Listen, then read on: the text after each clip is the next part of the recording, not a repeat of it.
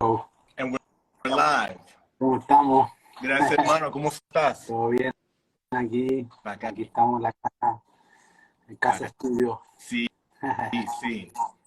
¿Y tú? ¿Todo bien? Sí, todo súper bien. Aquí en Los Ángeles.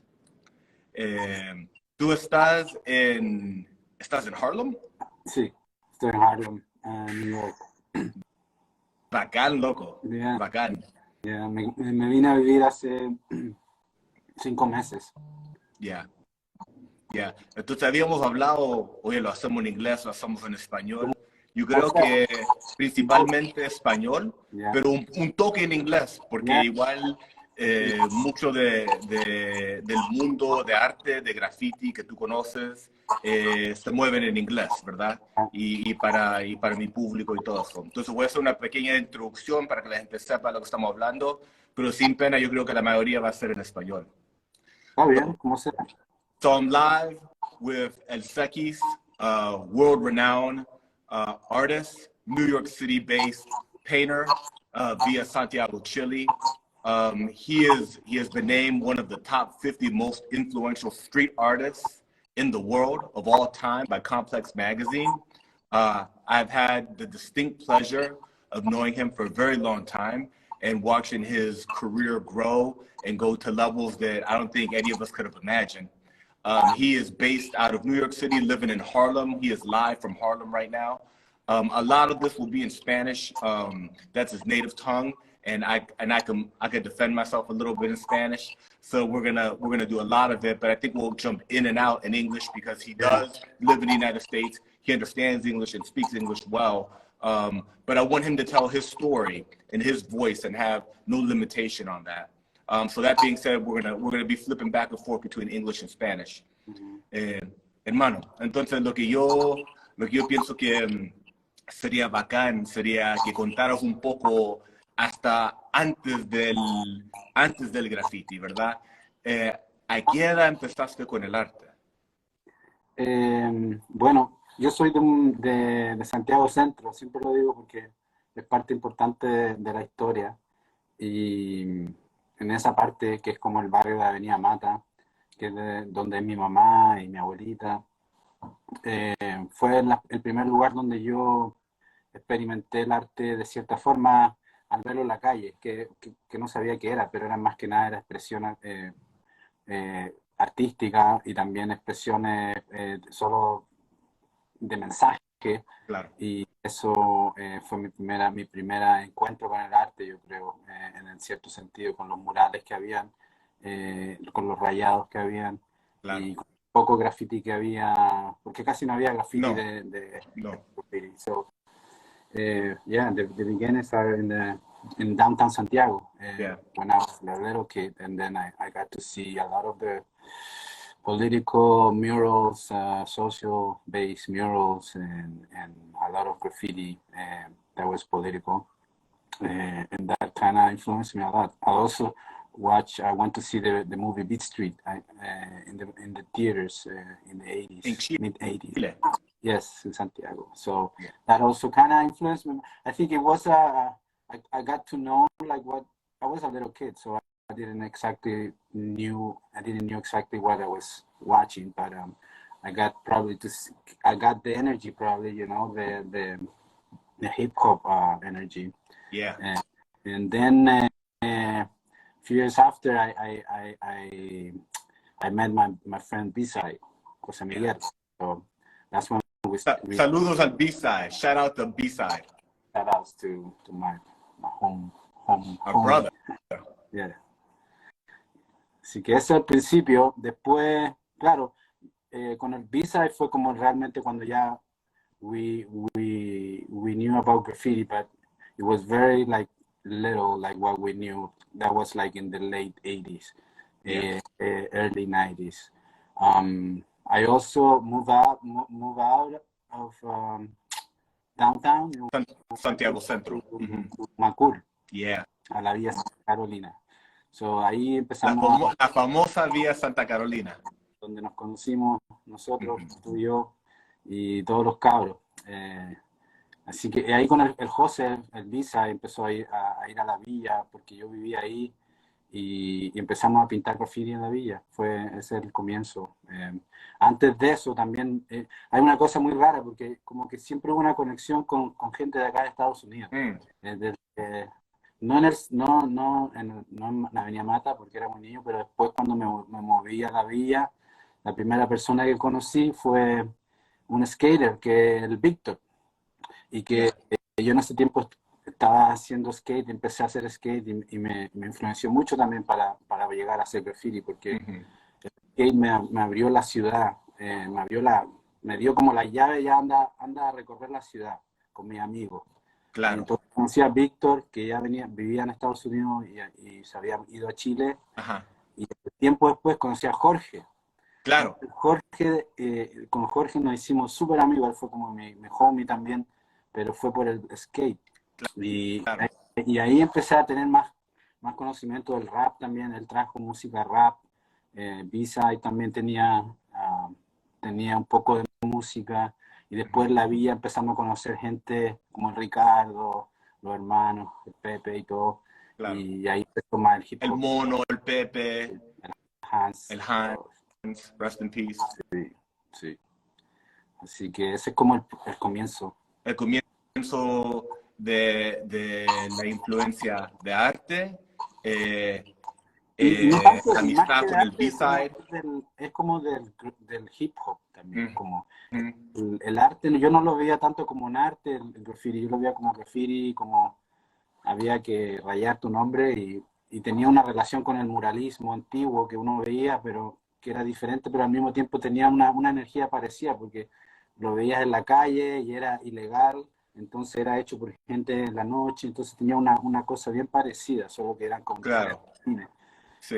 Pero yo no lo veía como una carrera artística, o sea, más que nada el hip hop fue como lo que me abrió más lo que era el arte, sí, porque venía la música, venía el baile, venía todo. Claro, toda la cultura en sí. Yeah. Ya, entonces empiezas a tomarte la ciudad, ¿verdad? Bueno, ahí nos conocimos. Ahí nos conocimos. Ahí nos conocimos. We were getting up. Yeah, I remember because I was just starting getting up 93, 94. And we were with Bisa, we were trying to learn what to do or how to spray paint. But we didn't have that bombing mentality, that other aspect of graffiti art or graffiti culture that is like getting up. And when I saw you, when we started seeing your tags or your throw ups around the neighborhood, it really like impacted us, like because it was like, you know, like a different mentality. You can tell, like it's different. This is real. Yeah, this is not right. How you say it, like a wannabe. This is a graffiti, a real graffiti action, you know. And even though you were from Virginia, which is totally not New York, but you still like can feel that energy, you know. Yeah. So that was very important, because then we became friends, and then we started bombing. Yeah, we started bombing. Nos tomamos Santiago, ¿verdad? Saludos al Cipote, saludos al B-Side, ¿verdad? Los miembros originales con Cekis de NSS. Un saludo a todos los... También a la Villa. A la Villa Santa Carolina, a los Araya, a todas las amistades que con ellos todos hicimos historia, en realidad. Y no lo sabíamos, pero así fue. Así fue el resultado. Pero, hermano, entonces vamos a... Yo creo que igual sabíamos de cierta forma... Había una energía, ¿verdad? Era importante lo que estábamos haciendo, que claro. Lo que se hacía era único, no era que estaba en cualquier parte. Entonces, claro. Por eso empezó a llegar gente de otras partes. Eso sí, ¿verdad? Empezó a llegar gente de todos lados a la vía. Bacán. Eso puede ser toda una conversación de una hora. Sí. Debería ser en algún momento futuro de repente. Sí. Pero queremos enfocarte en tu carrera, lo cual es espectacular. Entonces, tenemos en este capítulo, por lo menos para mí, es súper bien conocido y se sabe de eso. Pero de ahí viene como otro crew que llega a ser DVE, ¿verdad? Y eso se significa, bueno, NCS es niños con spray. ¿Ya? Y tú lo inventaste. Claro. No es para lo que, no es Nelson Christian Cipote. No lo es. Es niños con spray. Aún es, pero eso funciona. Eso lo dijo tu hermana, ¿verdad? Sí, no, verdad. Está buena. El DVE. ¿Qué significa DVE? DVE, desquiciada vida escritora. It's like crazy writer's life or something. Crazy writer's life. Yeah, so because we were writers, graffiti writers, so and we were doing crazy things. No, en realidad, the word desquiciado is also yours in a way, because you came up with many different words when you start hanging out with us, because you had like a special Spanish. And I have a special Spanish. You got your own way to communicate. Desquiciado was a word that we never used, but then it became like in la villa, ¿no? Todos hablaban de eso cuando estábamos desquiciados. And probably it's because you too. But also, like, DVE started when after you left, you returned to the States in '95, at the end of '95, '96. So that's when '96 I started hanging out with other people that were like very into like graffiti. And high level writers. Yeah, more like focused in the way, like they already were painting before me, like Sick, Roberto, and Ricardo. Mm-hmm. So both of them, they were like the real OGs, like how they call it right nowadays.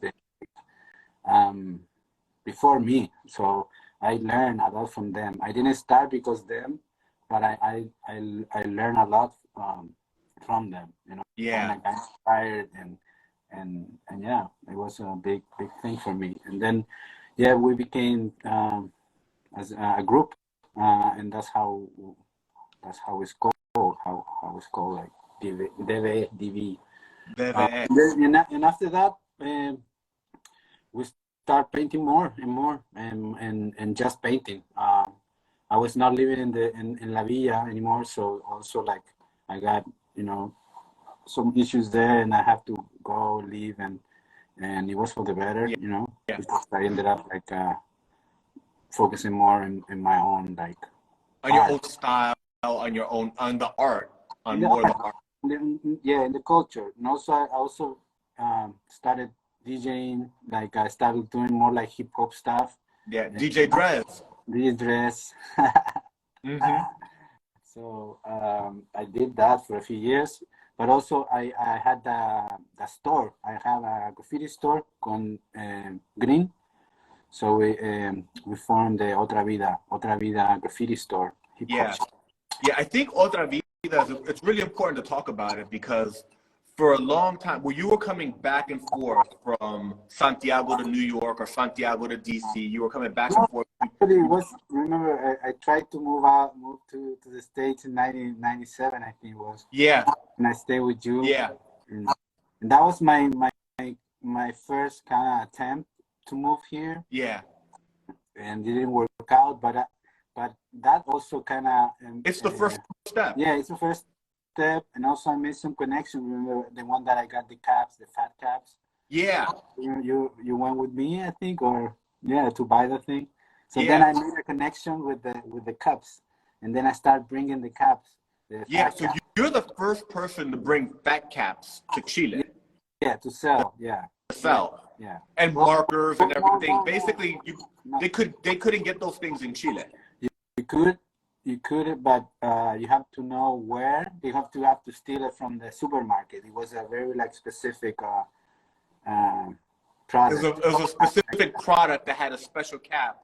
They gave you the graffiti fat lines. Yeah, they gave you like the New York fat cap finish. So I kind of discovered it by seeing other people like doing like fat caps, because they were some people from out of the country. Got it.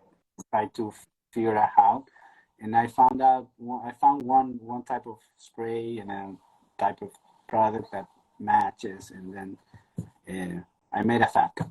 But then, yeah, I started like when I was staying with you, I started looking out for a provider, you know. Yeah, like a professional level provider of fat caps. Yeah, and you found it in Maryland. So the guy who was shipping all United States was living in Bethesda. I don't remember the name. In Bethesda, Maryland. Yeah.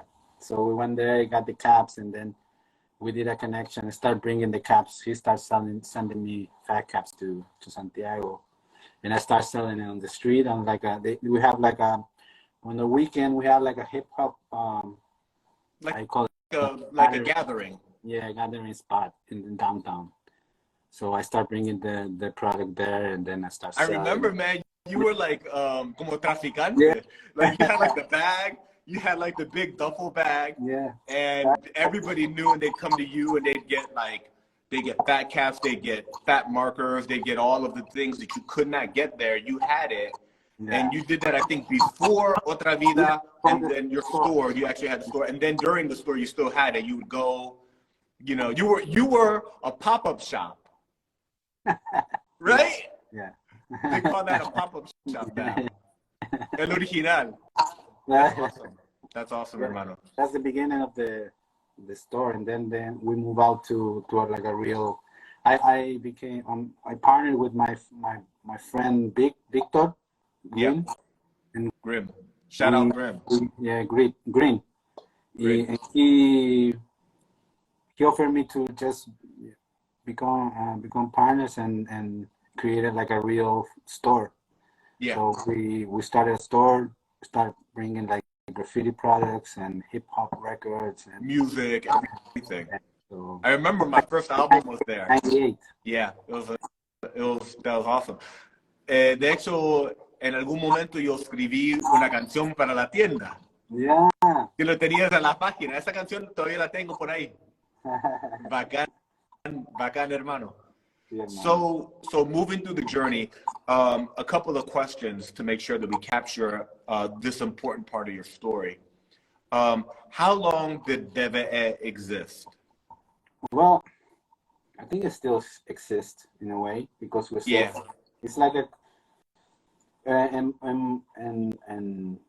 some of them are still active. Yep. So we're still like repping it in a way.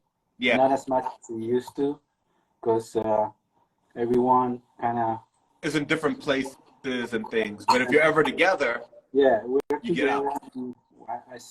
Some of them, not all of them, but yeah, it started in '96, like maybe '96, '97, and then until now, I would say. But I think we were very active like till like 2015 or 10. I don't remember because I moved out, but my friends were still like painting and repping the crew. Yeah. Then I also like in Santiago before I moved here. I started like I started hanging out with like new generation of graffiti writers because I was having the store. So I was meeting a lot of people every day. And there's so many writers in Santiago and in Chile. In Valparaíso also. It's like big. Yes.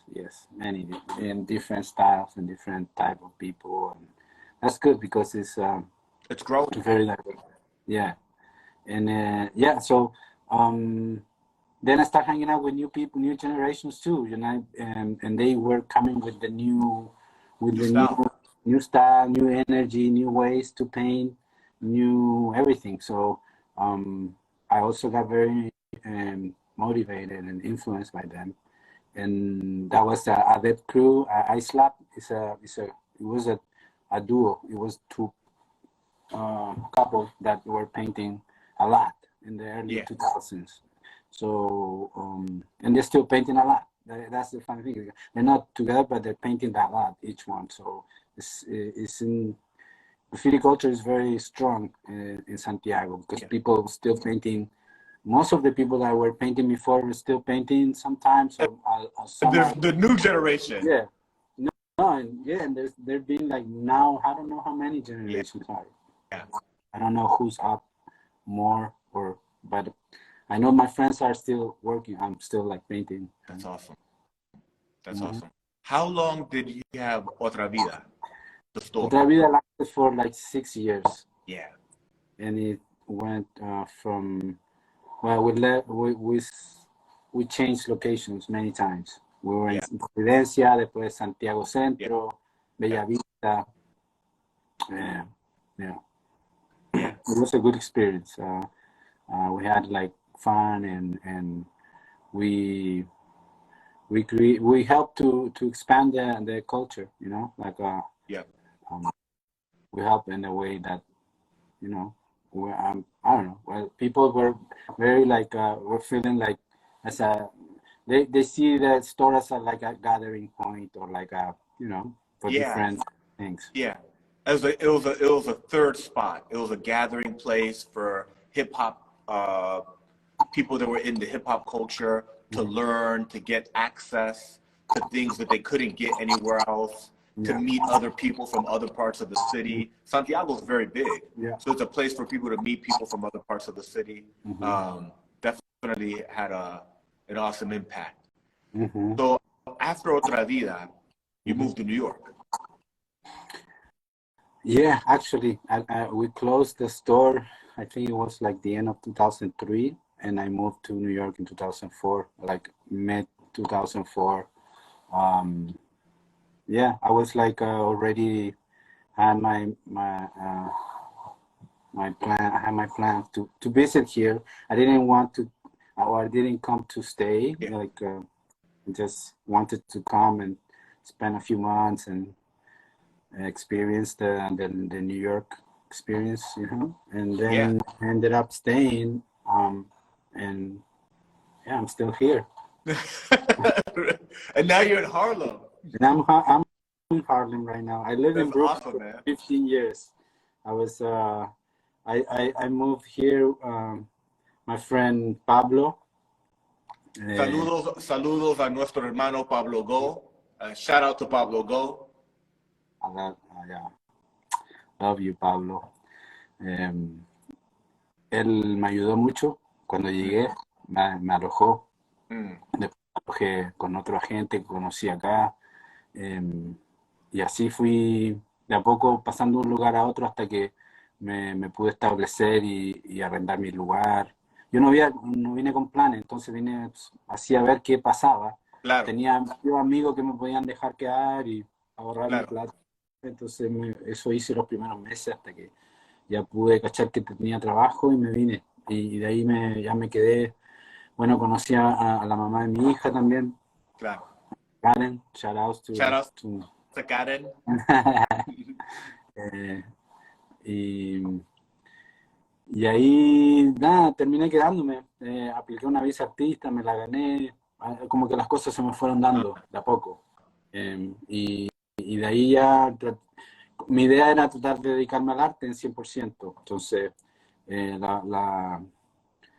ese era el plan. Si me iba a quedar acá, iba a tratar de trabajar en el arte, de hacer arte, de desarrollarme como artista, sin saber exactamente qué quería hacer, sin saber cómo quería hacerlo, ni dónde, ni cuándo. Entonces eran todo como preguntas. Vine acá como a reempezar una vida, se podría decir, en todo sentido. Y sin saberlo, o sea, yo no lo quería hacer. Yo vine para acá porque necesitaba un break de Chile y quería salir un rato, pero... Claro. Llegaste a la cuna de hip hop, ¿verdad? Y a la cuna del graffiti y a dejar tu marca, lo cual lo has hecho, ¿verdad? Sí, así es. Eso es lo que dicen las revistas, ¿verdad? Entonces, no es solamente tus colegas, ¿verdad? Eso es lo que dicen los que saben. Hermano, entonces, llegas a Nueva York y hablamos un poco de como la evolución, ¿verdad? De los distintos tags que has tenido, los distintos estilos, hasta llegar a donde estás ahora artísticamente, Bueno, ¿verdad? y de cierta forma yo venía ya con un estilo de allá de Chile y tenía una, una, una forma de pintar, una forma de ver las cosas, pero cuando llegué acá como que me cambió todo, de cierta forma. O sea, no fue de una, Claro. pero fue con el tiempo, fue después de experimentar muchas cosas, conocer mucha gente, ver muchas otras cosas, se podría decir.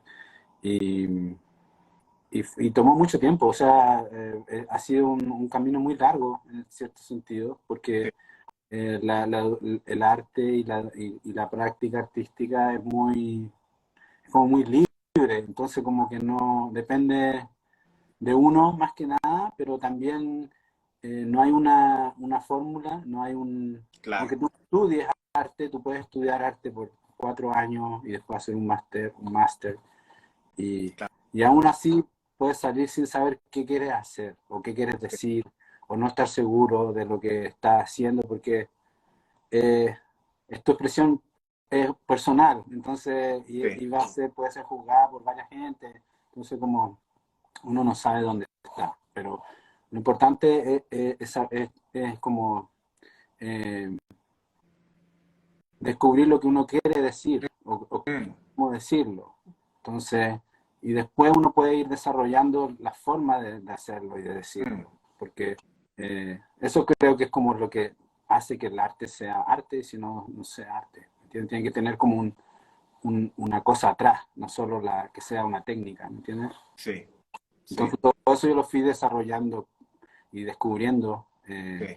con la vivencia con los instintos también, porque es algo de uno de confiar en tu propio instinto, ¿sí? Mm, En saber, porque a veces son decisiones que uno toma y que también a veces pasan por eso, de confiar en lo que uno está sintiendo. Entonces, lo mismo en el arte, tomar decisiones para ver cómo diseñar algo, cómo interpretar algo que tiene que hacer. Entonces, eso lo claro. estoy haciendo. Cambiar estilos, tomar influencias, tomar cosas que te Que va a dar la a vida. veces no pueden ser muchas, pero eh,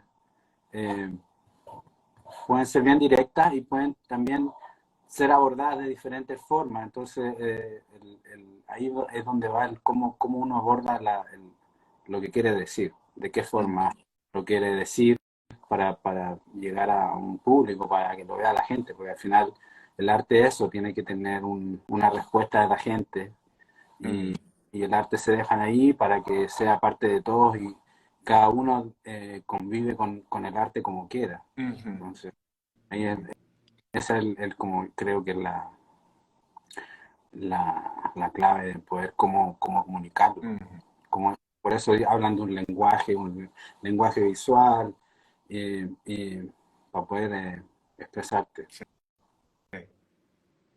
muy bonito. Eso está bien, Es lo bien mismo que dicho de un la maestro. música al final, tú lo haces de una forma vocal, Claro, expresiva, y yo lo hago de una forma visual. sí. Pero Pero yo tengo unos raps tuyos grabados por ahí. vota esa weá, loco. Y son buenos. Y son buenos. Hay que votarla, No, weá. nunca, nunca. En algún momento, cuando estamos viejos, viejos, lo voy a sacar. Oiga, el, has Qué tenido vergüenza. como has tenido como unos momentos para mí, viéndote desde Washington y tú en Nueva York, para mí que han sido muy interesantes. Eh, el que encontré súper bacán y súper interesante fue cuando entraste al estilo que hiciste, donde hacías tu tag con Ah, números. sí, me gusta Bacán. mucho. Sí. Y también cuando ya cachabas, se veía que decía Cekis. ¿Cómo Sí, inventaste no, eso? fue un secreto. Pero Lo acabas de revelar. ah, No. pero se cachaba. ¿Cómo desarrollaste eso? No sé, bro. La verdad es que empecé, que quería hacer un estilo. Lo que pasa es que cuando me vine a Nueva York, cambié mi tag, cambié la Z por la C, primero que nada. Go. Y como que acorté el nombre porque era Z, E, C, K y S. Go. Lo hice con C, la E, la K solamente, la I y la S. Y fue más que nada porque quería... había muchos nombres acá en New York con la Z y la E. Sí, Go. son menos. So, Bueno, y en Santiago, los que vinieron después que tú empezaste con la Z, ¿te recuerdas? Había S y Z, los hijos. Yeah, eso pasa. Pero bueno, yo también era hijo de otro acá, porque mi nombre también está como influenciado por otro grafitero que era de Nueva York, Cekis. Entonces, cambié acá y eso ya los años después, porque ya no estaba haciendo mucho graffiti, estaba más enfocado en murales y en tratar de Trabajo pintar. de estudio. Sí, estudio, porque no estaba pintando tanto. Aunque sí hice murales con mi... I had a shout out my friend Cern One, YMI. He's been very supportive from day one. Is he based in New York? Yeah, he's from Queens originally. To my man. Shout out. So he helped me a lot, and I became part of their crew too, like YMI. What does YMI stand for? YMI. Oh, yeah. Yeah, but it has also other meanings. But that's the one I know, but it's pretty good. Yeah, it's good. It's good. So, yeah, so he helped me, and I was painting mostly in the studio, like trying to figure out what to do, basically, for years. Because I also started working as an assistant, artist assistant for like established artists. Interesting. Very important for me, or it was very important for my career, or my painting career, because I got to see how they work, like how like established, successful. Yeah, maybe some of the business side of it. Yeah, the business, no, and the practice. The practice, I think, is the most important, because you got to see like the focus and the timing and everything that it takes to create like a masterpiece in a way, So that was very important. And that's how I kind of improved, I think, as a painter in my practice, because I knew I had to like spend hours and hours. There's no shortcuts. Yes. Yeah, no. You can, in art, you can do that, because art is subjective. So you can talk pretty well or create a big like concept and boost your weight, and you can make it for sure. I don't know how long it's gonna last, but art is a crazy, and our world is I don't know, it's kind of toxic too, because it's like you don't know. Sometimes you can be painting all your life and still like not making any money, Yeah. And hard. So it's there's pain and struggle involved. So much. Yeah. Because you wanna be free. You wanna be like have the time to stay in the studio forever and be disconnected. So takes money. In our world, it takes like time and it's hard. Something to keep the lights on. Yeah.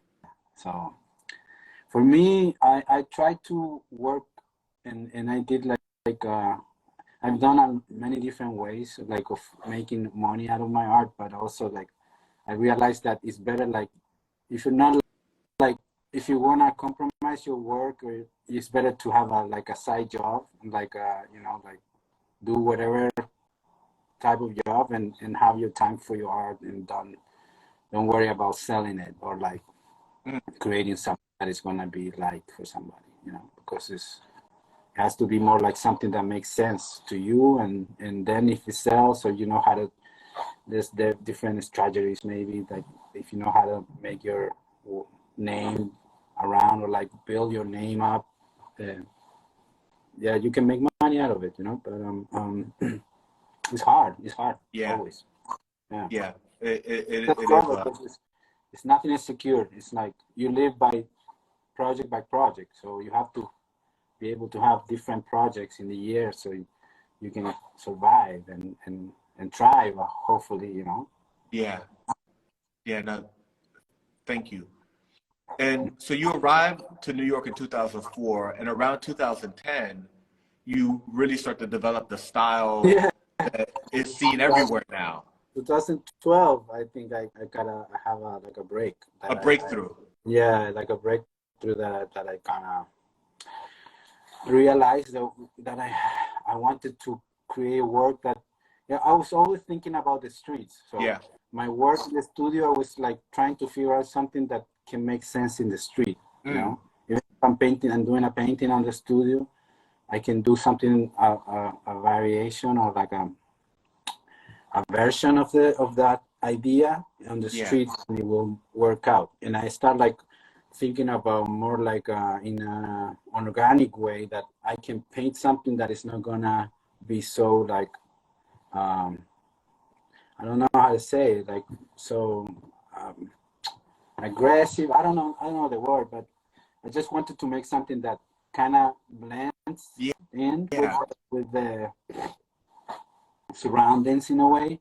Yeah. So I started like creating more like in the abstract conceptual way, like trying to work these ideas that I had, but in a more like in a different way that people can also like interpret it or like in the way they want. Yeah, I didn't want to create some like literal message. Yeah. Even sometimes it is, or it could take it like that, but it was more like to try to create something that work with the environment, but and at the same time people can see it and appreciate it, or I don't know, have a reaction, but not like you know, like letters or like a character, because I was painting a lot of like characters before. All my graffiti career was like based on letters and also like characters and figurative work. You had amazing letters and amazing characters. I think you did the first three-dimensional graffiti work in Chile. Yeah, me and B-side. Yeah, you and B-side did the first three-dimensional work in Chile, and so you had an amazing you knew that world, but then you developed this style which is fascinating because it's fusing interesting colors.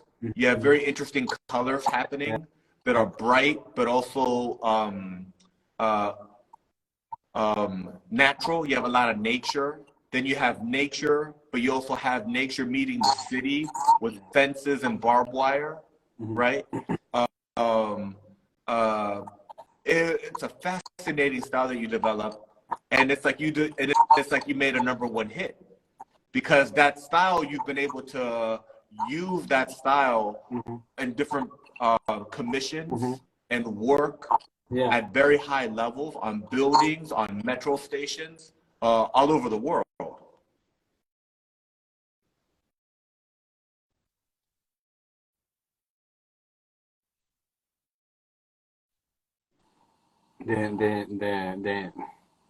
The fact that I moved here, you know, the fact that I have to be an immigrant in the States, and I have to be, you know, separated by my own choice. Like I decided to do it, but far from my country, from my comfort zone, and being here. Also, it also has like the graffiti past that is included in the barbed wire, or the trespassing ideas too, because so it's all related. I think it's um, the I just wanted to create. I don't know. I became fascinated of like the idea to create like this interpretation of life, that and the tension of like live elements like from nature, and also like imposed elements of structures made by men that fences could symbolize, you know, or other type of like barriers that I use. So I wanted to make that connection. Yeah. That sometimes it's a fight, sometimes could be like just a way to live, you know. You have to just get by, or go, or it could be also like an inspiration to overcome an a barrier, you know, in life. So that's what is the main meaning of the subject that I've been developing. Your work has been exhibited at galleries. You've had exhibitions all over. It's been captured in books. You are, you know, with amongst your peers, amongst artists, street artists, graffiti artists, muralists, painters. You are recognized and held in the highest regard. You are on a short list of, you know, the best artists in this, you know, in this type of art in the world, you know. So hat tip to you, your flowers, you know, you've earned it. It hasn't been easy. And you've, you know, been doing this career now for a long time, you know, decades at this point. Yeah, 3 decades almost. Yeah. In the beginning, it wasn't very serious, but you know, it becomes serious. Within the process. The process becomes serious. If people who you know, a lot of people know your work, but if they didn't know your work, if they wanted to purchase some paintings, if they wanted to purchase, you have clothing also. There's like apparel with your designs on it. Where can they go? I've done many, not many, but I've done like collaborations with some brands, and I want to keep doing more like textile work too. That's what I've been designing too. So for now, all the products that I had, like they're sold out already, but the art is still like, I have art available all the time. So whoever wants or is interested, he can like text me or like DM or go to my website too. But I don't have all my work there available on my website. I only have like prints, but like real paintings, original painting. You have to like DM me, or there's also like I'm start working with a gallery in Miami that is part of the Museum of Graffiti. So private gallery of the Museum of Graffiti is also like carrying my work to sell. And in Chile too, there's some two galleries, Galería Lira and Espacio Rojo. There's two galleries, one in Santiago, one in Valparaiso, that also like have some work available. Yeah, I want to make sure that people get a chance to have that information. My website is www.elcekis.com. Yeah, so ELCEKIS.com is the website. And en Santiago, Chile, ¿cómo se llaman las galerías que tienen tu trabajo? Galería Lira, que está en Santiago, y Galería Espacio Rojo, que está en Valparaíso. Ya, y ellos tienen tu trabajo ahí para la venta, para el que quiera comprar piezas originales de Cekis. Sí. And then in Miami, what's the name of the gallery in Miami where people go buy original work? It's called Private Gallery of the Museum of Graffiti. The Museum of Graffiti is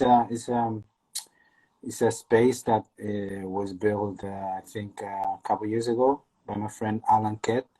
He's a graffiti writer from New York, original New Yorker, and he's been an advocate for graffiti culture from a long time. Yeah.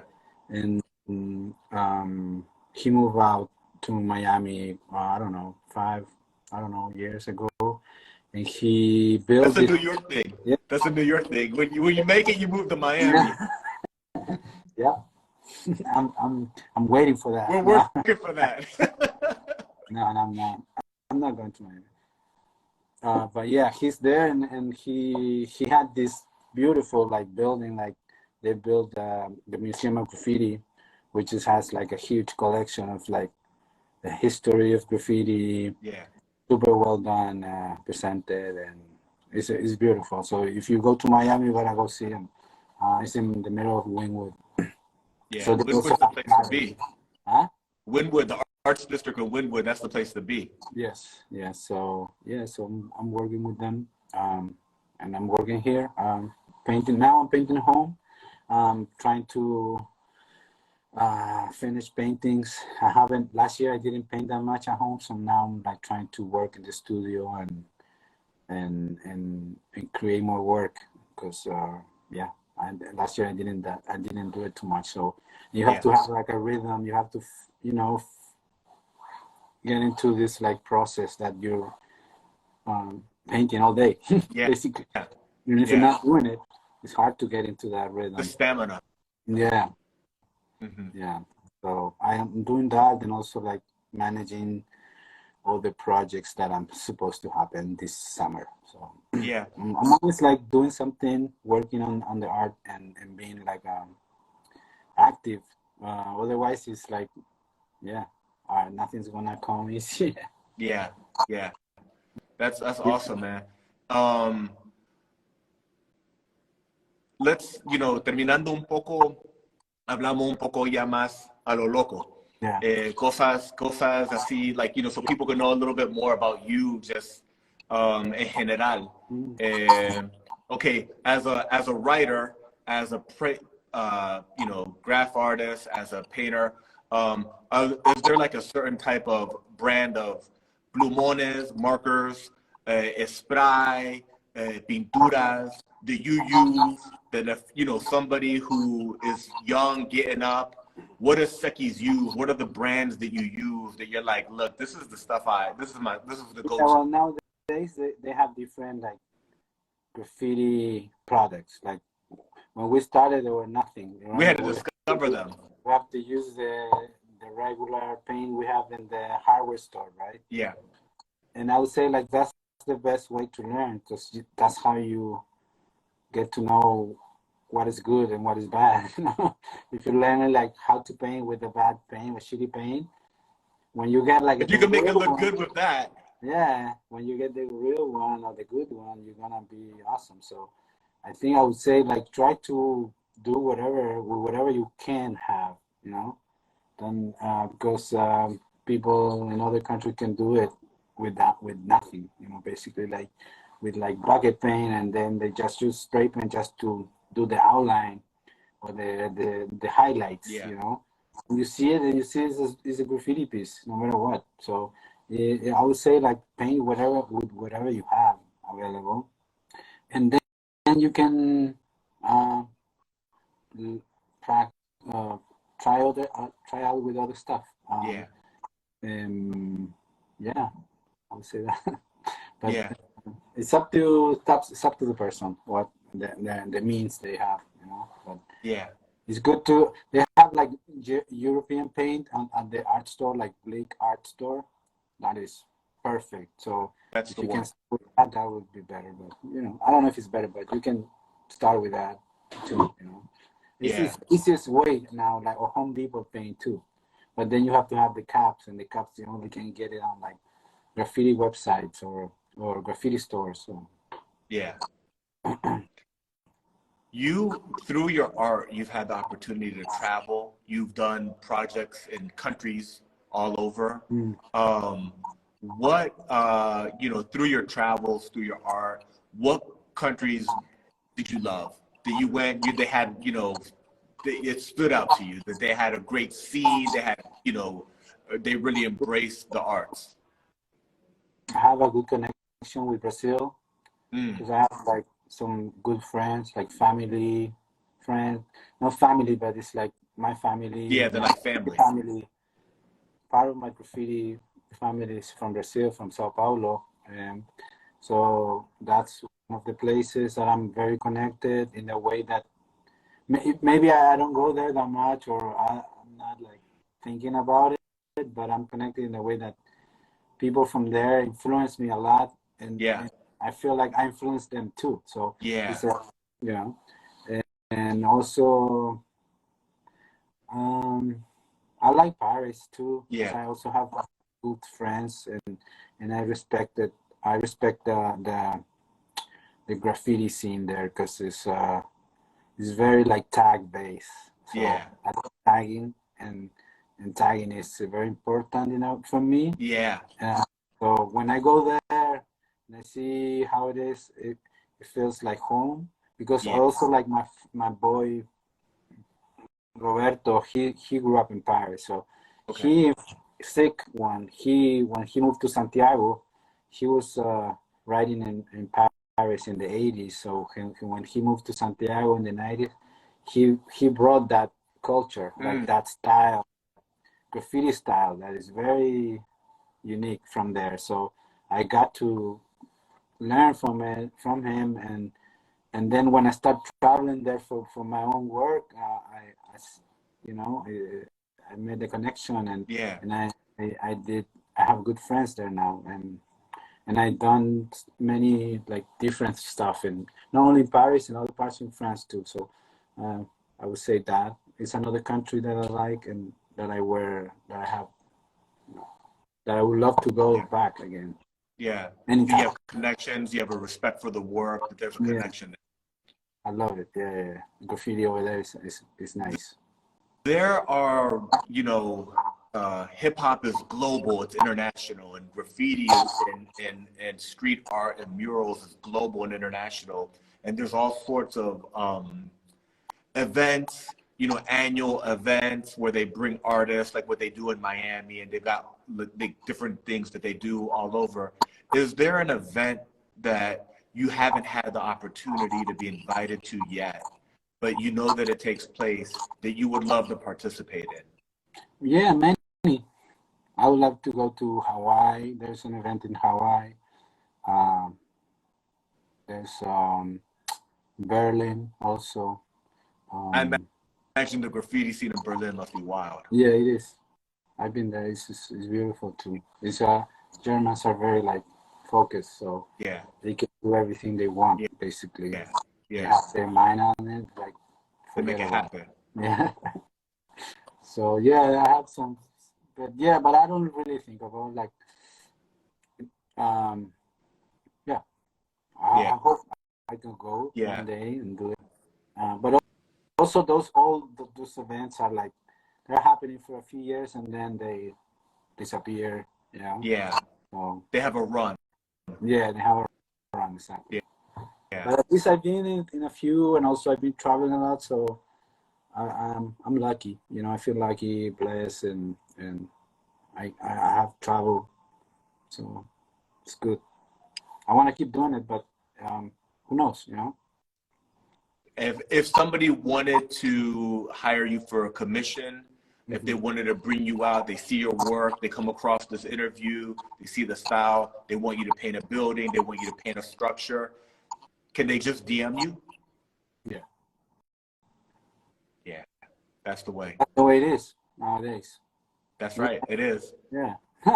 You can email me too, or whatever. So, so, um, we met through hip hop, but you have an awesome record collection. You're always playing dope records.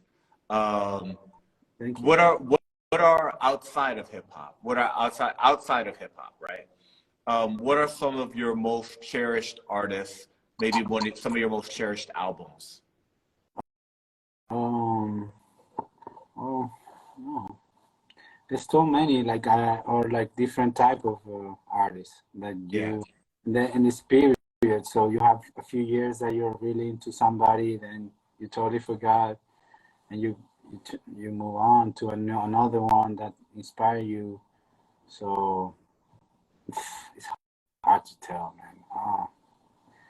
Well, no, I don't know. I don't know what to say because it's so many. Like I like reggae. I like old school like funk and soul music.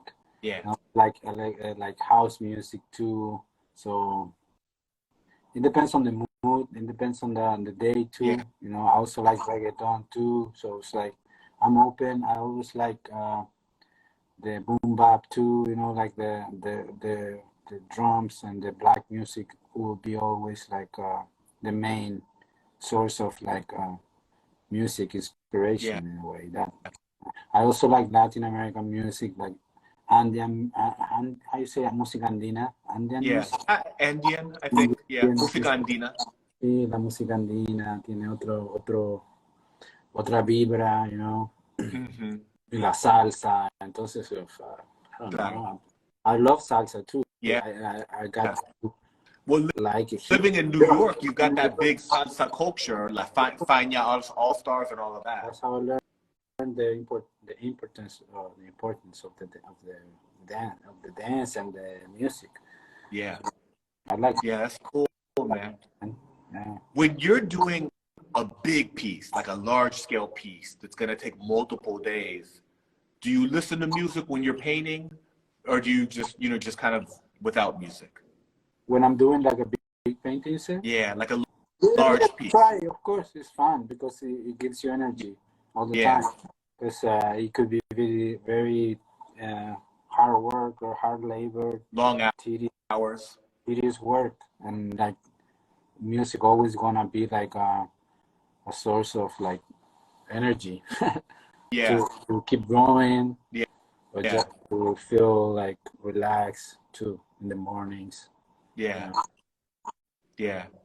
And then on the hip hop, y ya cerrando, uh, tus favoritos artistas, top 5 that are alive de todos los tiempos. Wow. Yeah. Yo sé Well, que es difícil, one porque of my favorite rappers is AG. who? AG. Andre the Giant? Showbiz and AG? Yeah. Wow. I love his Super original. You love his voice, yeah. Super slept on. métrica, su lenguaje, todo. Su estilo. Y él está uno por lo que me gusta más a mí. Y bueno, de ahí los clásicos, you know, Jay-Z o Biggie. Pero sí, me gusta mucho él, me gusta. Soy bad. No sé, bro. Pero siempre me acuerdo de AG porque lo escucho y me produce algo especial. Terminando ahora lo voy a ir a poner. Me fascina la canción clásica que tiene, que es Soul Clap, ¿verdad? Pero también tienen ¿Sabes por cantidad. qué también creo mi influencia en mi gusto? Porque yo lo conocí a él una vez en el Bronx. Yo estaba, un amigo mío, teníamos como un amigo que lo conectó a él para que hiciera unas letras para una canción de él. Y a mí me conectó porque yo quería que yo le hiciera como un t-shirt con spray paint para AG. Entonces, como yo fui, ya le dije, me pasé un poco de plata. Debe haber sido como 2007 or 2006. So, he gave me some money for the t-shirt. I painted the t-shirt. Y él llegó. Y él le escribió su letra. Escribió la letra para la canción mientras yo estaba pintando. Entonces, yo también puse unas cosas de graffiti en la letra porque me vio que estaba pintando, no sé qué. Y después como que aprendí como a entender, porque también mi inglés en un principio no entendía nada, ahora ya entiendo más. Y ahí como que ya, sí, es uno de los que me gusta más. Bacán. También el DITC es como the original también, como de... Digging in the Crates Crew. Yeah, entonces, como muy... Última pregunta, hermano. Estando ahí en Nueva York, siendo fanático del hip hop y de la cultura hip hop, y estando en la cuna de hip hop, ¿quién es como la persona del mundo de hip hop que has conocido en persona que como te impresionó más? Oh, wow. Porque se conocen allá. Sí. Vas al club y el DJ es DJ Evo D, ¿verdad? Sí. El DJ es Tony Touch. Claro. Creo que es que uno me ha impresionado más como starstruck, la que tú lo ves y como que ay, te queda todo impresionado, o otro que le habla y es súper buena onda y te impresiona de otra forma. Claro. Entonces, conocí a Bismarck Key en un parque. El loco se veía que era muy así humilde, regular, así como andaba ahí entre todos, saludando a todos. Wow, Creo que ese ha sido como uno de los que más me impresionó, en el claro. sentido de poder estar cerca, saludarlo, tomar una foto. Y Oh, también ando viendo fotos nadie, pero él lo vi como que era como el que tenía que sacar una foto con él, era como... claro. Bueno, la influencia y el impacto que él tuvo en el hip hop, especialmente a finales de los 80 y principios de los 90, Ujú. era Bismarck Hill que la llevaba, ¿verdad? Yo no sabía... Antes de Big Daddy Kane, antes de Master Ace, Mm, ¿verdad? Él trajo todo como... Él es el que sonaba en la radio. mm. Eh, Yo no sabía. Después la gente se olvida, Mm. ¿verdad? Pero... Y ahora también que él ya no está con nosotros, uno agradece un poco más a todo lo que él hizo Y el para la arte cultura. también, porque se podría haber tomado como medio así raro, en el sentido de cómo él se expresaba lo que decía o cómo lo decía también. Claro, Era bien libre claro. al final, como era él. Era él. Claro. Eso es lo importante. Hermano, gracias. Gracias por tomar el tiempo para contar tu historia, de cómo te desarrollaste en el arte. Y bueno, eh, Gracias a ti, hermano, sí, mucho es por tu culpa también, por haberte empezado a seguir los pasos y haber creído en lo que tú decías, porque tú también fuiste como se podría decir como un mesías, como de cierta forma del hip hop en Santiago, gracias. en el sentido que cuando llegaste, nosotros te vimos, o sea, como que te veíamos como medio raro, porque claro, tenías tu acento, tu estilo propio, pero sabíamos que era lo más cercano al hip hop que podíamos estar. Entonces, te seguimos y nada, pues nos enseñaste mucho. Enseñaste de DJ, de graffiti, así que eso, hermano, te agradezco. Gracias, gracias, hermano. Bueno, no hemos terminado. No hemos terminado. No, Ok, un abrazo fuerte y nos hablamos luego. ya, hermanito, Ok, te quiero mucho. chao, chao. Te quiero. Chao. Chao.